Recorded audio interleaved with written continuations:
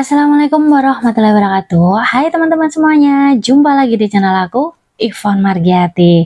Oke, kali ini kita akan membahas tentang materi atau kisi-kisi terbaru P3K buat teman-teman yang daftar jabatan arsiparis. Nah, materi yang akan kita bahas bareng nanti adalah tentang restorasi arsip, materi yang banyak di request sama teman-teman ya.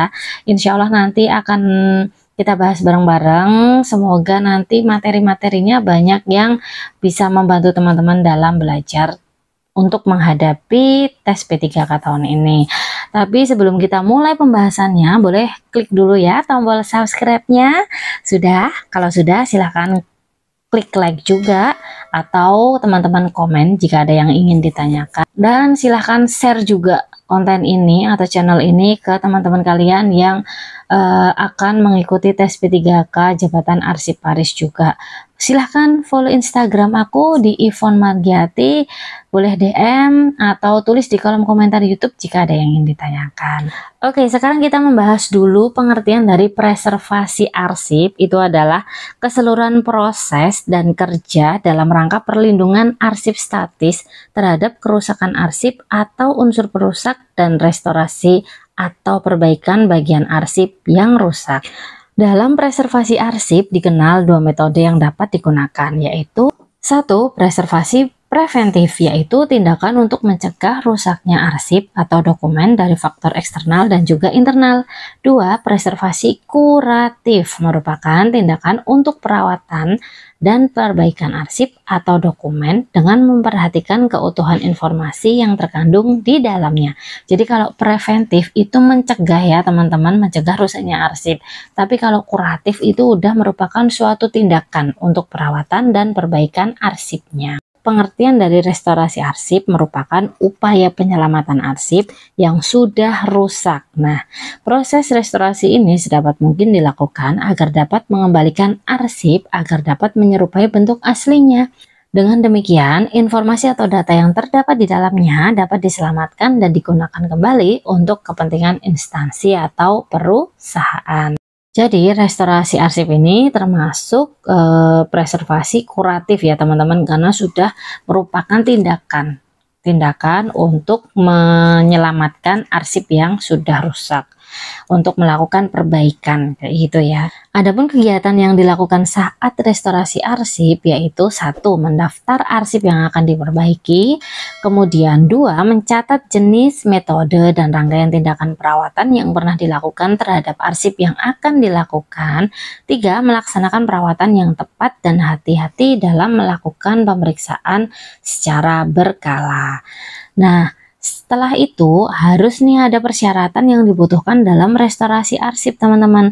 Adapun persyaratan yang dibutuhkan yaitu arsip yang dapat diperbaiki merupakan arsip kertas yang rusak karena dampak bencana. Contohnya kerusakan akibat banjir, gempa bumi, atau juga tanah longsor. Beberapa jenis arsip seperti kartu keluarga atau KK, ijazah, akte perkawinan, KTP, dan dokumen penting keluarga lainnya dapat direstorasi.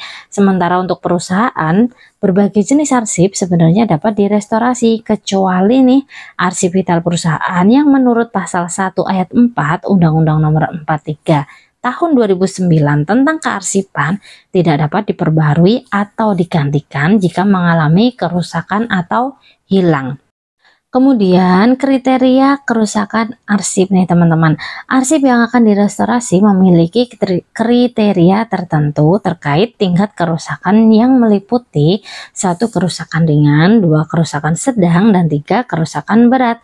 Beberapa jenis arsip yang masuk kategori tidak dapat direstorasi dan dikembalikan kepada pengguna yaitu satu, tinta arsipnya luntur, itu nggak bisa direstorasi ya teman-teman, karena kalau tintanya udah luntur itu memang sulit untuk penanganan restorasi arsipnya, itu nggak bisa.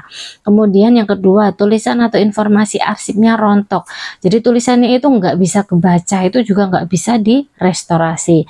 Kemudian yang tiga, fisik arsip hancur. Kalau fisik arsip hancur memang udah tidak bisa direstorasi lagi atau dikembalikan lagi. Kemudian jika arsip tidak termasuk kategori di atas, maka dapat dilanjutkan tindakan restorasi arsip. Khusus untuk perusahaan biasanya itu ada tambahan biaya ya teman-teman. Nah, ini yang penting nih, cara restorasi arsip. Adapun cara yang dilakukan dalam perbaikan atau restorasi arsip yaitu: 1. Membersihkan kotoran pada arsip. 2. Memperbaiki arsip yang rusak. 3. Mengatasi arsip karena api dan air. 4. Menambal dan menyambung. 5. Laminasi arsip. 6. Enkapsulasi. Dan 7. Restorasi media baru seperti cleaning, rewashing, drying, cutting gitu.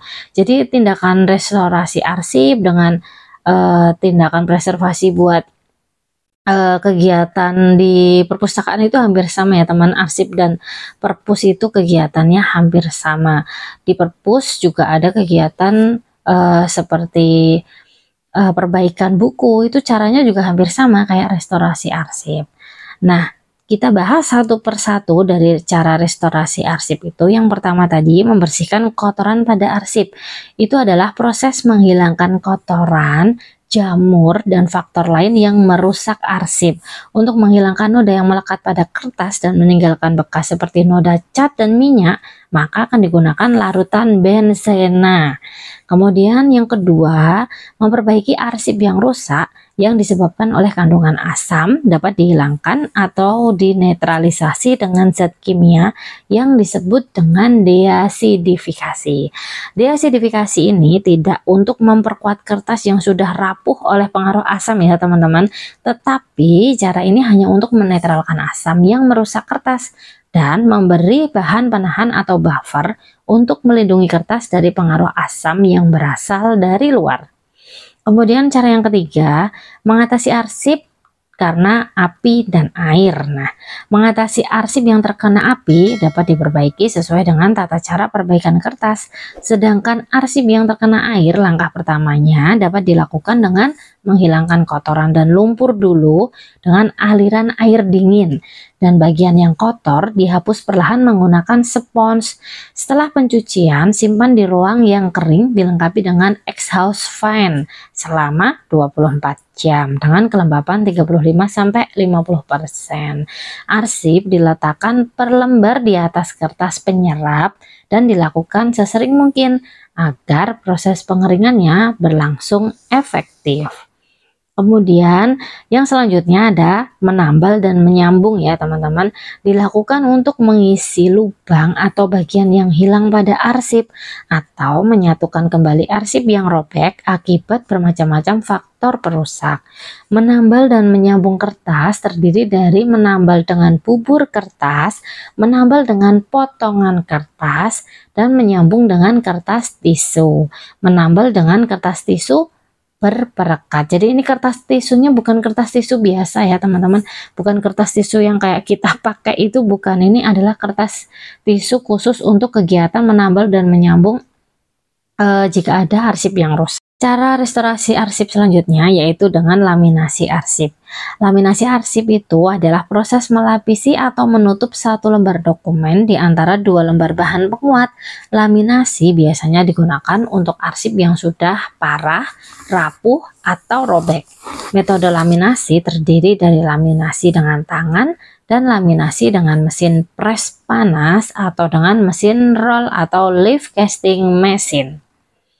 Kemudian cara restorasi arsip selanjutnya adalah enkapsulasi, yaitu salah satu cara restorasi arsip dengan menggunakan bahan pelindung untuk menghindarkan dari kerusakan fisik dengan melapisinya dengan plastik polyester dan dibantu penambahan double tape. Kemudian restorasi arsip media baru dapat dilakukan seperti arsip yang terekam dalam media film, magnetik, mekanik, dan arsip elektronik.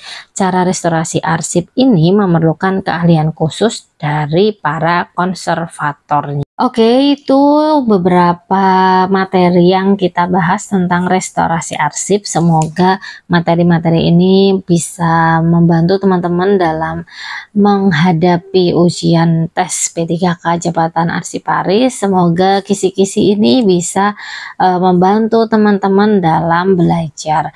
Terima kasih udah melihat video aku sampai selesai, dan gak bosan-bosan aku sampaikan ke teman-teman, silahkan cari referensi lagi tentang materi-materi atau kisi-kisi yang sudah ada, yang sudah di-share oleh Kemenpan RB. Silahkan cari materi dan referensi belajar sebanyak mungkin supaya teman-teman lebih banyak pendalaman materi dan soal-soal. Jadi ketika menghadapi ujian, teman-teman udah siap ketika menjawab soal, ketika mengerjakan soalnya. Terima kasih sudah melihat video ini sampai selesai. Boleh yang belum klik tombol subscribe atau baru ngintip-ngintip dari kemarin, silahkan dulu klik tombol subscribe-nya. Kalau udah silahkan like, juga silahkan komentar jika ada yang ingin ditanyakan. Boleh ya follow Instagram aku di Ivonne Margiati, silahkan DM kalau ada yang ingin ditanyakan. Assalamualaikum warahmatullahi wabarakatuh. See you.